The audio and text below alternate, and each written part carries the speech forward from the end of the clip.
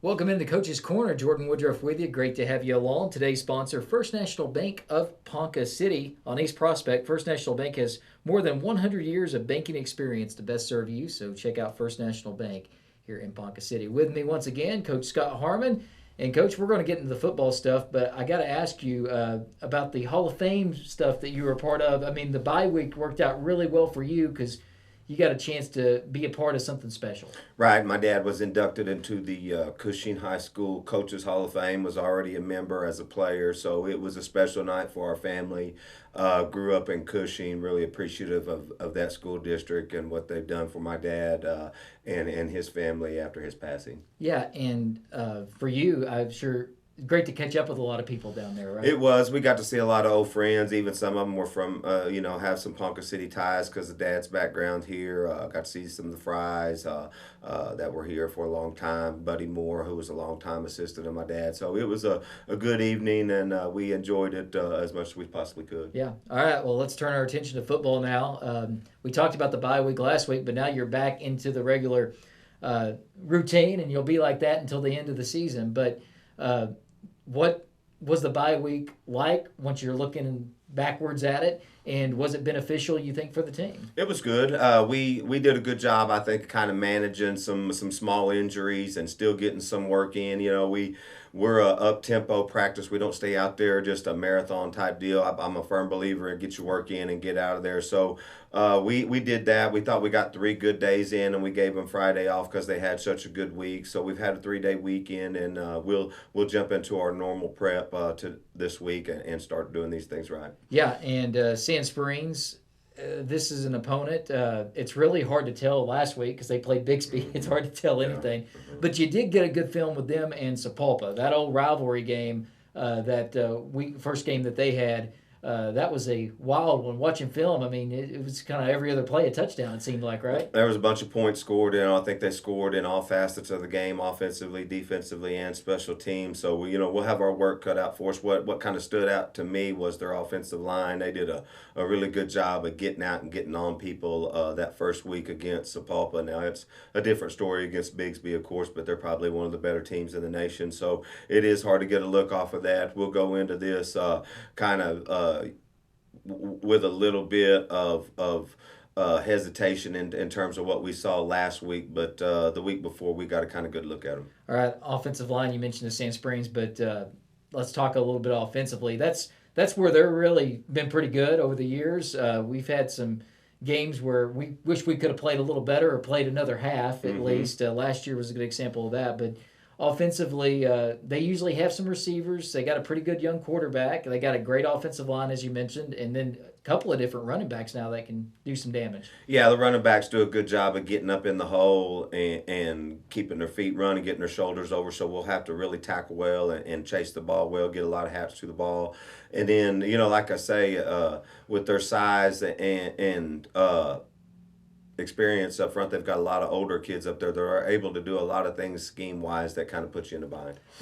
One thing looking on your defensive side of the ball, going against that offense, you had another week of kind of preparation. The bye week, you kind of work on yourself. So do you think there was some growth defensively and guys that maybe it wasn't game experience, but time to really analyze and figure out what they can do individually, but also what you guys can do as a group, as a team, with Coach Justin Rowland as defensive coordinator to get better? Oh, he and the staff always do a pretty good job of kind of tweaking those things. I noticed he put in a couple of different packages this week so he can get some different kids on the field and not have to just do wholesale changes, just a few little changes at a time. So I'm sure he'll have his crew ready to go. And then offensively, we've been kind of doing the same.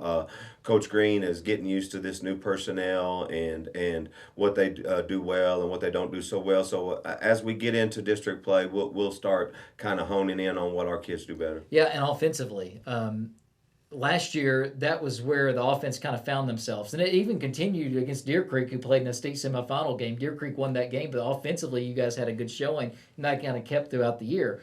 So it's kind of, we expect the offense maybe to be a little higher caliber.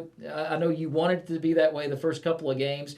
Wasn't a bad one against Enid. They scored 27 points overall. But is this a game that you feel like your offense can get in gear? I mean, Sand Springs defense, I know they can be tough, but at the same time, do you feel like this is a game that you guys can get some things going offensively. Well, they've given up some points. They scored a lot of points, but they give up 45, the first game to Sapulpa. And then naturally, a lot of people give up a lot of points. I think they gave up 61, and Bigsby pretty much pulled off late there. Yeah. So it's kind of hard to tell from that standpoint. And then they had a couple of plays in the Sapulpa game that were big plays, quick turnaround, special teams, get out there. So typical first game for them with a lot of scoring. We'll have to see what our offense does. I was really proud of our offense last week. Had 27 points. We just got to eliminate the turnovers. I think we could have had scored 40 pretty easily if we didn't have any turnovers. So if they go out there and have that kind of performance, then we'll have a chance to be in the ball game. What do you see from their defense? Do you feel like there's something that you guys can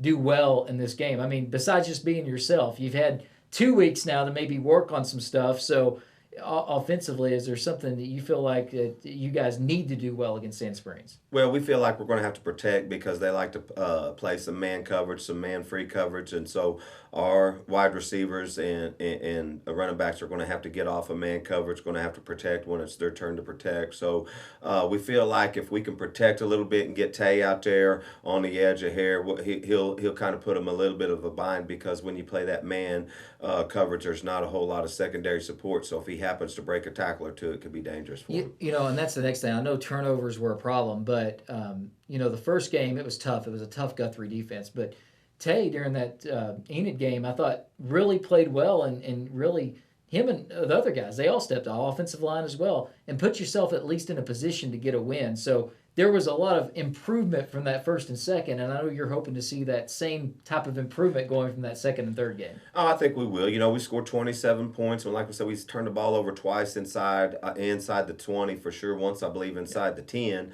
So they had a chance to put at least 14 more points on the board, and then we're real close at the end there. I didn't want to put Adrian in a tough position to kick the field goal. We thought was maybe 4 or 5 yards outside of his range.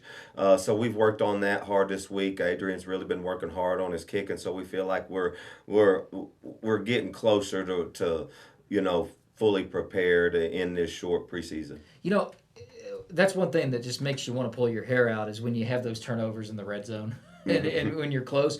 And coach, that's something those guys don't. I mean, it's like a wise coach once told me with a free throw. You think the kid meant to miss the free throw? That's not the case. They're not meaning to go out there and turn over the ball. So how are you coaching just better ball control, especially when you get in those score zones? No, that's just what we preach. I preach to our quarterbacks all the time. Hey, we'd rather you throw it out of bounds, take a sack if you have to, but let's not turn it over. Let's just give our defense a chance to play and make them drive the length of the field because we feel like people will get impatient. And so we try to preach that ball security, great defense, and not turning it over a lot will keep you in a lot of high school football games. All right, last thing for you. What's something, and it could be offensively and defensively, one or the other, but something that you think we need to see more of and what you guys need to do more of coming up in the weeks, especially now that we're heading closer this last non-district game into district play? We just got to capitalize on opportunities. We always talk about it. When it's your turn to make a play, you got to make a play. I mean, we had several opportunities the other night against Enid to make a play, and you either make it or you don't. There's really no in between. So when you make them, it stands out, and you generally win. And when you don't, we lose a tough one there. You generally kind of find out that their skilled kids or their players made just a few more plays than we did when your opportunity's up. So we preach that all the time. We kind of try to spread the ball around a lot as well too. So these guys are going to have to stay into the ball game because you never know when your turn's going to come up. You said it. I mean, the difference in this game, they say a game of inches. One big play here you make or the other team does it. That's all the difference in the world. A lot of times you're going to be evenly matched. It's just who makes that play. And I know for a coach, you try to put them in the position, but right.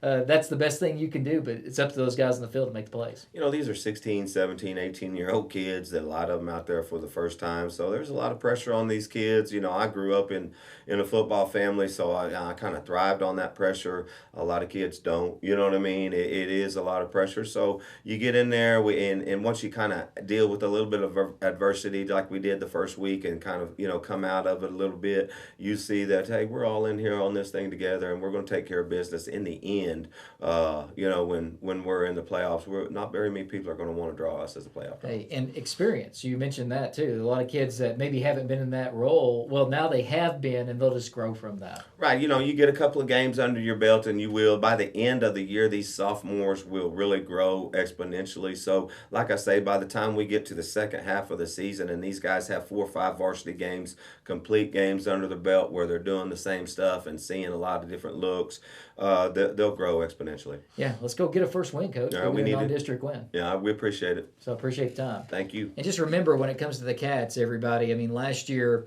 they started off the season, if you remember, not winning their games, losing first district game, and then they went on that roll, made the playoffs, and made some history. So don't ever count out this Cats team. I want to say thanks to Coach Scott Harmon. Thanks to First National Bank of Ponca City with our sponsor here of Coach's Corner today. Jordan Woodruff saying so long. And until next time, go Cats.